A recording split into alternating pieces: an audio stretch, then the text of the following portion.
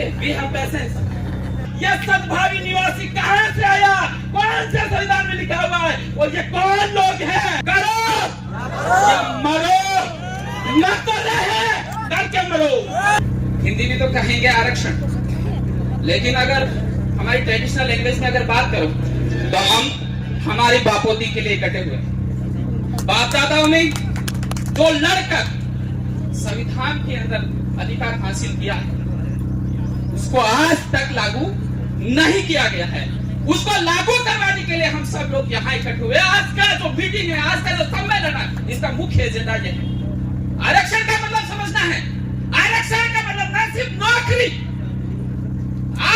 आरक्षण का मतलब आत्मनिर्भरता, स्वाभिमान, शान।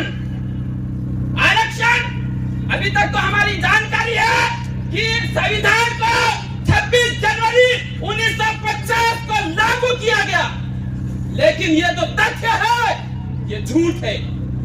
आदिवासियों का जो संविधान था, आदिवासियों के लिए जो संविधान तैयार किया गया था, संविधान सभा के द्वारा 5वीं अनुसूची जो बनाई गई थी वो 26 जनवरी 1950 में लागू नहीं की गई। और नहीं लागू करने के कारण आदिवासियों को इस देश का मजदूर बना दिया, मजदूरी की खदान बना दिया इस क्षेत्र को, अनुसूचित क्षेत्र को।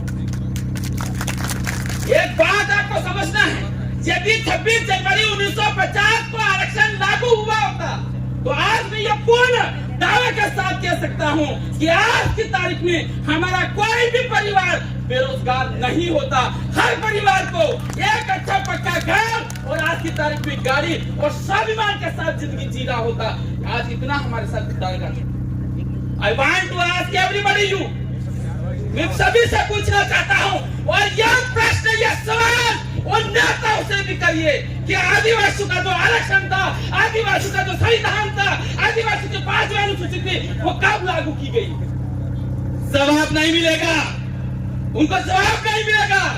आदिवासियों की जो 5वीं अनुसूची है, आदिवासियों का जो आरक्षण है, वो आज तक लागू नहीं किया गया है। तो उससे पहले थोड़ा सा लागू किया 1981 के अंदर, थोड़ा सा वोट के मुंह में जीरा। क्या हो उसमें? कोई इतने सालों तक 1950, 1960, 1970, 30 सालों तक इस क्षेत्र के अंदर, इस क्षेत्र का जो जमीन था, जंगल था, पानी था, नौकरियां थी, उसके ऊपर किसने खाया? वह किसने खाया? आप समझ रहे हो? वह किसने खाया? किसने खाया होगा ना? हम तो वो पूछने का आज जो हो गया अभी तक, चलो ठीक है, that's okay, that's okay, we have patience. हमें संयम है, हमारा दिल बड़ा है, हम देश के मालिक हैं। वो पूछ नहीं रहे हैं कि 1950 से 1970 तक और उसके बाद 1992 और 2013 तक हमारा आदिवासी की कितनी नौकरियां दूसरी करके खाइए, वो वापस लौटी जाए। जिस दिन हम ये पूछेंगे तो तुम्हारा पसीना आ जाएगा। हम ये चाह रहे हैं, we are forgetting our past, we are writing a new history of the tribals। हम आदिवासियों का नया इतिहास हम लिखना जा रहे हैं। अब बताओ आरक्षण किसको दिया गया? एसटी मतलब शेड्यूल का ट्राइब्स, शेड्यूल कास्ट, एससी को दिया गया, ओबीसी को दिया गया। और वैसे इंडिया के अंदर कितने वर्ग है? 4 वर्ग हैं, एसटी, ओबीसी, एससी और जनरल। ये सद्भावी निवासी कहाँ गए? ये सद्भावी निवासी कौन सा शब्द है? कौन सा संविधान में लिखा हुआ है? पता है? सद्भावी निवासी के नाम से इस क्षेत्र की नौकरियों को लूटा जा रहा है। ये शब्द, इस संविधान, ये जो 2013 के अंदर जो एग्रीमेंट हुआ है उससे हटना चाहिए। हटना चाहिए कि नहीं हटना चाहिए?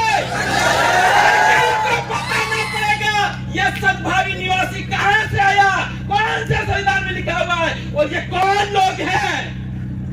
कौन लोग हैं सद्भावी निवासी? इसलिए मैं युवाओं ज्यादा नहीं बोलूंगा। We have already MLAs, they are scheduled. तो मैं युवाओं से यही कहना चाह रहा हूँ, आपसे अपील करना चाहता हूँ, मेरे भाई और बहनों से, जो देवपुर में रह के पढ़ाई कर रहे हैं, जो उदयपुर रह के पढ़ाई कर रहे हैं, जहाँ कहीं भी जिला मुख्यालय पर रह के पढ़ाई कर रहे हैं, 10-10 घंटे पढ़ाई कर रहे हैं, सिर्फ पढ़ाई करने से नौकरी हासिल नहीं होगी। 1 घंटा आपको आपके हक अधिकार और 5वें अनुसूची के लिए निकालना पड़ेगा, लड़ना होगा। आज से पढ़ने दीजिए, हमारी बापों की हमारे अंदर अगर खून है तो बिरसा मुंडा का है, तंजा भील का है, कालीबाई क्लासवा का है, पूजा भील का है।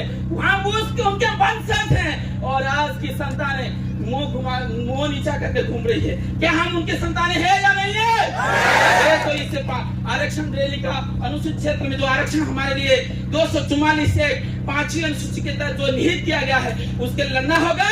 और जब भी आप शादी करो नौजवान साथियों, आपकी कंकु पत्री इन्विटेशन लेटर उस पर 5वीं अनुसूची 244(1) के तहत आरक्षण लागू हो, ऐसा नारा हर जगह लिखा जाए।